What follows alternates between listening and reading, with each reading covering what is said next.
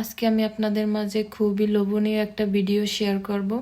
আর এই যে ফলটা দেখতে পাচ্ছেন, এইটাকে বরিশালে ভাষায় বলে ডৌয়া ফল। আর এই ফলটাকে কারা কারা চিনেন আর কার অঞ্চলে কি নামে পরিচিত অবশ্যই কমেন্ট করে জানাবেন।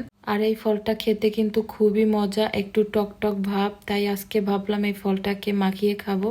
আর এই ফলটা ছোটবেলায় অনেক খেতাম, এখন কিন্তু সচরাচর পাওয়াও যায় না আর খাওয়াও হয় না তেমন। আর এই ফলটার কিন্তু এখন সিজন চলে, যেমন আম কাঁঠালের সিজন চলে তেমন আবার এই ফলটারও সিজন চলে। বাজারে এই ফলটা কিনতে পাওয়া যায়। তো এখানে আমি ফলটাকে ভালোভাবে ভেঙে নিছি আর এখন কিন্তু আমি মাখাবো ফলটা। এখানে পরিমাণ মতো লবণ নিছি আর শুকনো মরিচ নিছি। আর মরিচগুলা কিন্তু প্রচুর পরিমাণ ঝাল, তাই অল্প পরিমাণ নিছি। আর আমার সাথে কিছু বাচ্চারাও আছে, ওরাও খাবে, তাই একটু ঝাল কম দিব।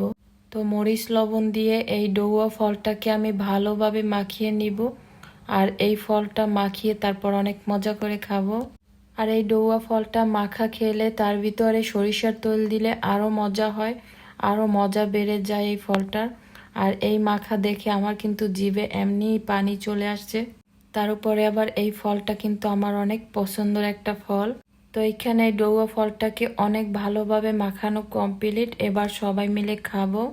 আর এই ডৌয়া ফল মাখা খাওয়ার জন্য বাচ্চারা অনেক সময় ধরে ওয়েট করতে আছে। আর সবাই এই ডৌয়া ফল খাওয়ার জন্য পাতা আনছে, যে দেখেন।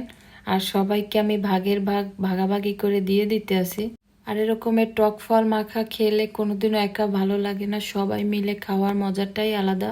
তাই সবাই মিলে এরকমের একসাথে খেতে খুবই মজা হবে। আর এখন ভাগাভাগি করে নিছি আর সবাই সবার ভাগের ভাগ নিয়ে নিবে এখন, আর আমিও খাবো। তো আলহামদুলিল্লাহ অনেক দিন পর এরকমের ডৌয়া মাখা খেয়েছি, অনেক মজা হয়েছে খেতে। আর এই ফলটা দেখতে যেরকমের লোভনীয়, খেতেও কিন্তু মাশাআল্লাহ অনেক মজা। তো সবাই মিলে অনেক মজা করে ডৌয়া ফল মাখা খেয়েছি। আর ফলটা কিন্তু অনেক টক ছিল, আবার একটু মিষ্টি মিষ্টিও ভাব ছিল। তাই সবার কাছে খেতে খুবই ভালো লাগছে আর বাচ্চাদের কাছেও খেতে অনেক ভালো লাগছে। তো আপনাদের সাথে কথা বলতে বলতে আমার আজকের ভিডিওটি শেষ পর্যায়ে, আবার নতুন কোনো ভিডিও নিয়ে আপনাদের মাঝে চলে আসব। সবাই ভালো থাকবেন, আল্লাহ হাফেজ।